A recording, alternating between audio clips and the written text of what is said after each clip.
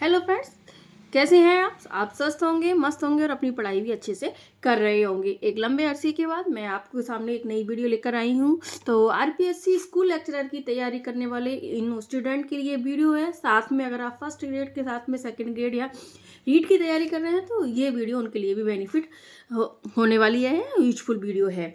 तो सबसे महत्वपूर्ण इंपॉर्टेंट टॉपिक है, अब जैसे हमारी एग्ज़ाम की डेट आ चुकी, सॉरी एग्ज़ाम के जो नोटिफिकेशन है निकल चुके हैं। फर्स्ट ग्रेड के फॉर्म तो हमने भर भी दिए हैं, सेकंड ग्रेड का भी नोटिफिकेशन आ चुका है और रीड की भी पात्रता परीक्षा के लिए नोटिफिकेशन आने वाला है, जिसकी एग्ज़ाम डेट 27 फरवरी बताई गई है। तो सबसे इम्पॉर्टेंट टॉपिक है जिसके ऊपर मुझसे कई बार पूछा भी जाता है कि मैम रिविज़न कैसे करें। तो आज की वीडियो में हम इसी टॉपिक पे बात करने वाले हैं। मैं नीतू सिंघल आपका स्वागत करती हूँ अपने YouTube channel Divya biology classes में। स्कूल लेक्चरर की तैयारी करने वाले जो स्टूडेंट हैं, अधिकतर स्टूडेंट ने अगर अपनी तैयारी अगर 6 महीने या 4 महीने पहले से भी कर रखे हैं तो एक बार उनका कोर्स हो गया होगा। और अगर जिनका कोर्स अभी नहीं हुआ है, जिन्होंने अभी हाल ही में तैयारी चालू करी है, तो सबसे पहले वो अपना एक बार कोर्स कंप्लीट करें। तो जिनका कोर्स हो गया है या फिर जिनको अपने कोर्स कंप्लीट करने वाले हैं, इनका वो होने वाला है, तो अब एक नए साल के हिसाब से अब अपना एक नया टारगेट फिक्स करें। अब आगे हमें जो है मैडम रिवीजन करना है, रिवीजन कैसे करना है। तो आप रिवीजन के लिए हमें सबसे पहले हमारे टारगेट फिक्स करने होंगे, क्योंकि इस तरह से तो हम रिवीजन नहीं कर पाएंगे। तो इसके लिए आप क्या करें कि एक तो ये कि आप जो रिवीजन करते हैं तो उस टाइम में आप हर बार आपने या तो अपने नोट्स बना लिए होंगे या फिर जो भी नोट्स या बुक्स आप जो पढ़ रहे हैं वो एक बार कंप्लीट हो गई है। तो अब हर टॉपिक में से जैसे आप कोई भी एक टॉपिक उठा लीजिए। जैसे आपने अगर सीनियर सेकेंडरी लेवल पे लिया है तो आप एनिमल फिजियोलॉजी है, प्लांट फिजियोलॉजी है, इनमें से कोई भी एक टॉपिक उठाइए। या यूजी लेवल पे तो आप सेल बायोलॉजी है या फिर बायोटेक्नोलॉजी, ऐसा कोई भी एक टॉपिक उठा लीजिए। फिर उसको आप निश्चित टारगेट करें कि हाँ मुझे 7 दिन में इसको हमें पूरा वापस से रिवाइज करना है। 7 दिन में आप जब उसको रिवाइज करेंगे तो आपने जो नोट्स बनाए हैं या फिर जो बुक्स पे हाइलाइट्स करी हैं उन टॉपिक को आप अच्छे से उन नोट्स का रिवीजन कर लें, ठीक है। उनके साथ ही आपको उनकी पीवाईक्यू भी सॉल्व करने हैं वापस से और एमसीक्यू भी सॉल्व करने हैं। जब आप नोट्स का रिवीजन करने के बाद पीवाईक्यू सॉल्व करते हैं और एमसीक्यू सॉल्व करते हैं तो वो टॉपिक आपको 100% एकदम माइंड में फिक्स हो जाता है या सेट हो जाता है।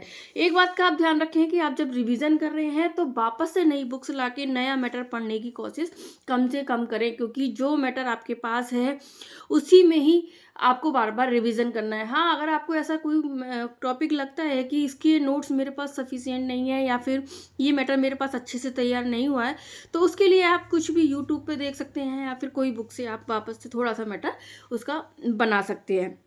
अब आपने जो टॉपिक पढ़ा है, जिसका आपने जो रिवीजन किया है, उस टॉपिक में आप वापस से जो पीवाईक्यू सॉल्व किए हैं या फिर जो एमसीक्यू बनाए हैं या फिर जो आपके नोट्स हैं, उनसे आपको अगले रिवीजन से पहले उनके शॉर्ट नोट्स बनाने हैं। शॉर्ट नोट्स कैसे बनाएंगे कि जो टॉपिक आपने पढ़ लिया, अभी जो टॉपिक आपने पढ़ा है तो उसमें से आपको जो थ्योरी वाला मैटर है वो आपको याद हो गया होगा। तो आपकी या तो जो हेडिंग है, जो मेन पॉइंट हम डालते हैं किसी भी टॉपिक का, उस टॉपिक को लिखिए, साथ में उनके साइंटिस्ट के नाम लिखिए, उनका सन लिखिए, या फिर ऐसी चीज़ें कि हम भूल जाएंगे उनको हम वापस से लिख सकते हैं।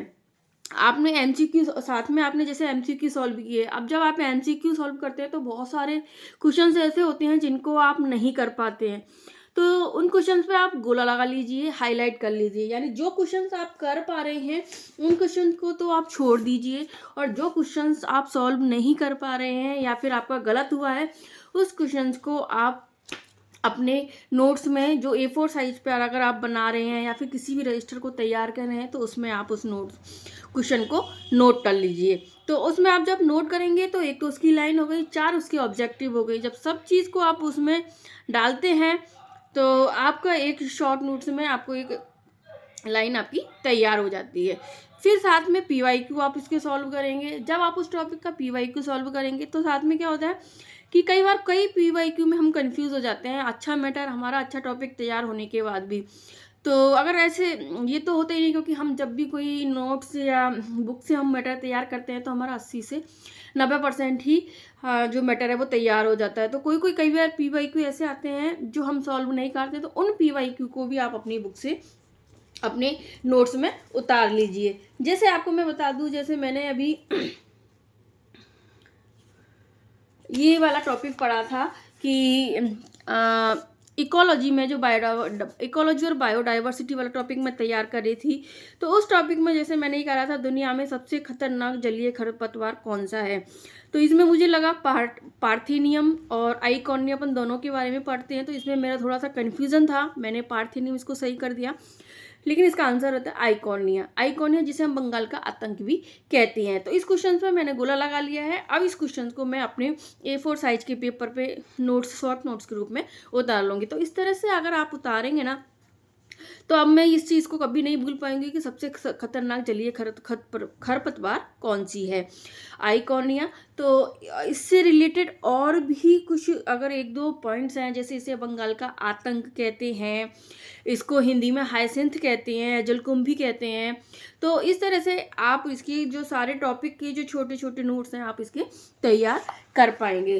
तो इस तरह आप शॉर्ट नोट्स, फिर उनका हम आगे वापस से रिवीजन करेंगे, और बार बार हम रिवीजन करेंगे तो हमें वो जो चीज़ें हैं वो माइंड में बिल्कुल सेट हो जाएगी, हम अच्छे से उनको पढ़ पाएंगे। और उनका जो बार बार रिवीजन करने से क्या होता है कि हमारा जो माइंड है वो उस चीज़ के लिए आगे जब भी हम जैसे MCQ सॉल्व करते हैं या फिर कोई मॉडल टेस्ट पेपर सॉल्व करते हैं, तो हमारे माइंड में क्लिक हो जाएगा कि वो 4 ऑप्शन जो हैं उनमें से हमें एलिमिनेट करना आ जाएगा कि इस टॉपिक को में से ये वाली ये टॉपिक है वो गलत है, ये क्वेश्चन का जो आंसर है वो गलत है, और ये वाला आंसर इसका सही होगा। सबसे ज़्यादा इसी से हमें एलिमिनेट जो पावर है हमारी वो विकसित हो जाएगी, और एलिमिनेट पावर हमारी जब डेवलप होगी तो हमें कोई भी क्वेश्चन गलत नहीं होगा। ये हमारी सबसे बड़ी शक्ति होती है रिवीजन करने की। रिवीजन अगर हम बार बार करेंगे तो ही हमें सफलता मिलेगी। अगर हमने एक बार किसी भी चीज़ को पढ़ के छोड़ दिया तो हमें उस टॉपिक को हम नहीं कर पाएंगे। और एक चीज़ और मैं बता दूं फ्रेंड्स, अगर आप कोचिंग कर रहे हैं तो आप या तो अब तक आपने कोचिंग कंप्लीट कर ली होगी, या फिर आप 1 या 2 महीने तक के बाद ही कोचिंग करें, उसके बाद आप अपनी कोचिंग छोड़ दें। उसके बाद आप जहाँ तक कोशिश करें सेल्फ स्टडी की ही कोशिश करें, क्योंकि सेल्फ स्टडी की जब कोशिश आप करेंगे तो ही आप इसमें सक्सेस हो पाएंगे। तो प्लीज़ आप इसके बाद कोचिंग नहीं करें, क्योंकि पिछली बार मैंने भी यही गलती करी थी और इसी के कारण मैं कुछ नंबरों से फर्स्ट ग्रेड में रह गई थी। तो प्लीज़ सेल्फ, इसके बाद आप 3 या 4-5 महीने आपके बच्चे हैं उसमें सेल्फ स्टडी ही करें। और एक साथ एक चीज़ और है, सबसे ज़्यादा ज़रूरी है, वो दोनों पेपर को हम साथ में रिवीजन करेंगे, यानी दोनों पेपर जो है वो हम साथ में लेकर चलेंगे। आप फर्स्ट पेपर भी साथ में पढ़ें, अब सेकंड पेपर भी साथ में लगे। जैसे आपको अगर 6 घंटे का हम मिनिमम टाइम मानते हैं कि 6 घंटे का, तो जैसे कामकाजी महिलाएं हैं, घरेलू हाउस वाइफ्स हैं, या फिर जॉब वाले जो मैन हैं, स्टूडेंट है, जिनको भी 6 महीने तो 6 घंटे तो मिनिमम टाइम मिल ही रहा है। उससे अगर ज़्यादा टाइम मिलता है तो आपको बहुत अच्छी बात है, आप बहुत अच्छा रिविज़न कर पाएंगे। लेकिन अगर किसी को मिनिमम 6 घंटे भी मिल रहे हैं तो उनमें भी आप 2+4 का या 3+3 का, जैसे भी अगर आपका कोई पेपर कमज़ोर है तो आप थोड़ा टाइम ज़्यादा दें, लेकिन दोनों पेपर को एक साथ रिवीजन करें। दोनों पेपर को एक साथ रिवीजन करने से क्या है कि हम आगे तक की, क्योंकि फर्स्ट पेपर ही हमें सफलता दिलाता है, क्योंकि फर्स्ट पेपर हम ज़्यादातर लोग हैं वो उसमें पिछड़ जाते हैं, और अगर फर्स्ट पेपर किसी का अच्छा है और सेकंड पेपर में भी आप अच्छा नहीं कर पाए तो भी आपको सक्सेस नहीं मिल पाएगी। तो आप फर्स्ट ग्रेड की तैयारी जो भी स्टूडेंट कर रहे हैं, जो अच्छे से मन लगा के अगर आगे के लिए तैयारी कर रहे हैं, तो वो सबसे ज़्यादा रिवीजन पर फोकस करें। और इसके साथ ही हम आगे एक दूसरे मैं आपसे वीडियो में जुड़ी रहूँगी, और इसके साथ ही और क्या स्ट्रेटेजी अपन लोग अपना सकते हैं वो उसके बारे में भी आगे हम टाइम टू टाइम बात करते रहेंगे। हाँ, हमें अब टारगेट फिक्स करके आगे पढ़ाई करनी है। तो फ्रेंड्स, अगर आपको मेरी वीडियो अच्छी लगी है तो प्लीज़ इस वीडियो को लाइक करिए, शेयर कीजिए और मेरे चैनल को सब्सक्राइब कर लीजिए, ताकि आगे आने वाली वीडियो का और भी जो बेनिफिट है वो आपको मिल सके। Thank you.